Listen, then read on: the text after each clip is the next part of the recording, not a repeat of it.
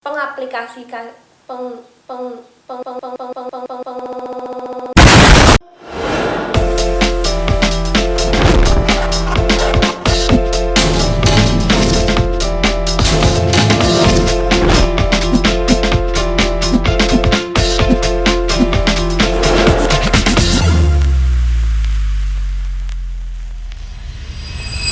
Assalamualaikum warahmatullahi wabarakatuh. Selamat datang di episode lanjutan dari materi sebelumnya ya. Jadi kalau sebelumnya kita udah membahas tentang manipulasi gambar vektor dan pengaplikasian dari manipulasi tersebut, nah kita move on, kita langsung lanjut ke materi selanjutnya.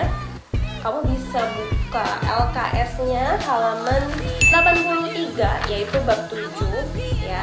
Bab 7 itu materinya tentang perangkat lunak pengolah gambar bitmap. Nah, jadi sebelum kita bahas ke perangkat lunaknya, kita bahas dulu bitmapnya. Lagi-lagi materi ini kita ulang lagi nih dari materi semester 1, kita bahas lagi di semester 2. Jadi bitmap itu, kalau kalian lupa, bitmap adalah buah gambar digital yang tersusun dari susunan kotak-kotak pixel dalam suatu grid. Itu adalah gambar bitmap. Gambar bitmap ini dia biasanya lebih diutamakan untuk gambar-gambar hasil fotografi ya, itu adalah gambar bitmap. Nah, jadi gambar bitmap itu bisa dibagi-bagi menjadi beberapa kategori ya, yang akan kita pelajari hanya 4 kategori aja. Yang pertama adalah line art, yang kedua adalah grayscale, yang ketiga adalah multitone, yang keempat adalah full color ya. Jadi kita bahas satu-satu. Yang pertama adalah line art. Line art itu adalah sebuah gambar yang hanya mempunyai 2 warna, yaitu hitam dan putih.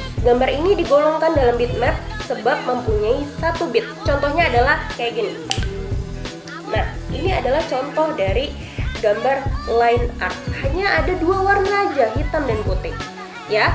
Kemudian yang kedua adalah grayscale. Grayscale itu gambar yang menggunakan beberapa variasi dari gelap ke terang atau warna abu-abu.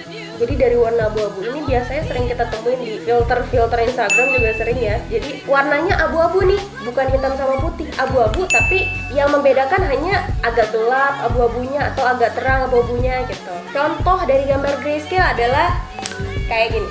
Nah, itu adalah contoh gambar grayscale.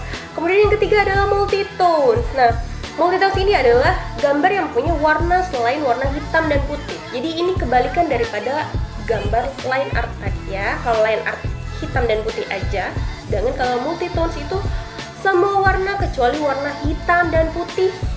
Contohnya kayak gini, oke? Nah, yang terakhir adalah full color.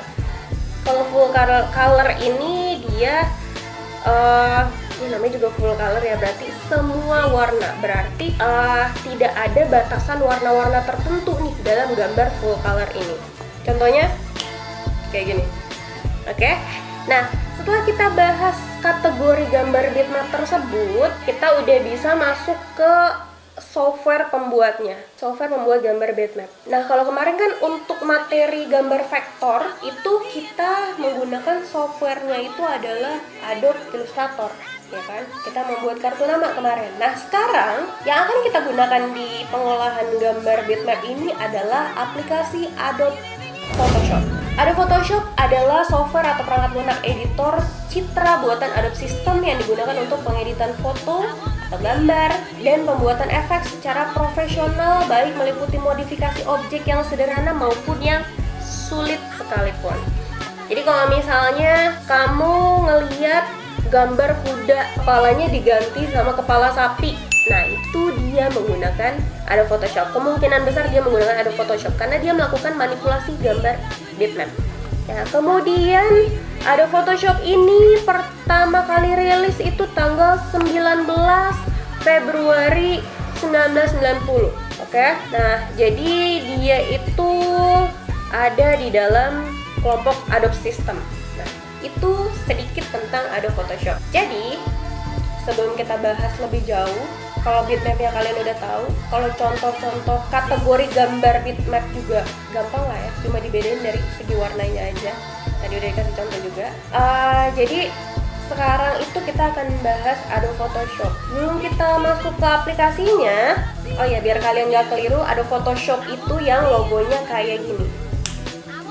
Itu itu logo Adobe Photoshop. Kalau misalnya kalian punya laptop di rumah, boleh di-download Adobe Photoshop-nya, diinstal di laptop kalian. Karena kalaupun materi dasar desain grafisnya udah habis di kelas 11 nanti, kalian masih bisa pakai ilmunya. Aplikasinya tuh masih bisa dipakai buat kalian edit foto kalian, buat kalian bikin desain layout majalah kayak gitu-gitu, brosur atau apa segala macam juga bisa ya. Kalau punya laptop di-download, kalau misalnya punyanya handphone ya udah, kalian cari aplikasi alternatif lain yang berbasis bitmap juga yang bisa digunakan untuk ngedit foto, nggak apa-apa ya, cari alternatif lain. Kalau misalnya teman kalian emang ada yang punya laptop nih, mau ngerjain bareng-bareng asal tetap jaga protokol kesehatan, boleh juga. Yang penting izin sama orang tuanya, oke? Nah, jadi tugas kalian saat ini sangat mudah sekali. Tugas pertama kalian di bab 7 ini adalah kalian harus menggambar dan menulis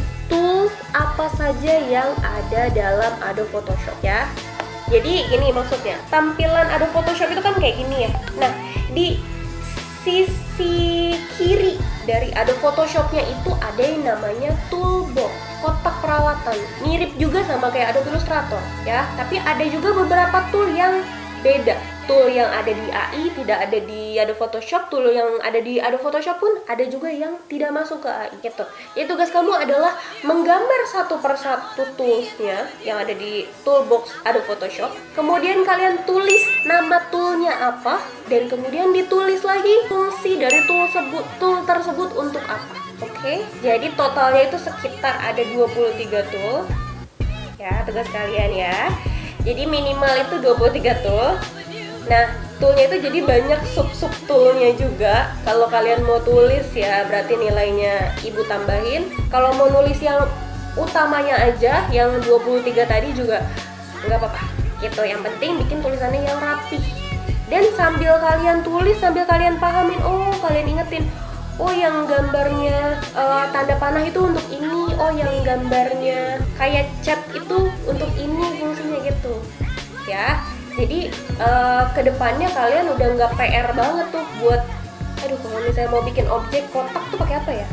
Oh kalau misalnya mau nambahin efek warna di objek foto kita tuh pakai yang mana ya? Oke, selamat mengerjakan tugasnya.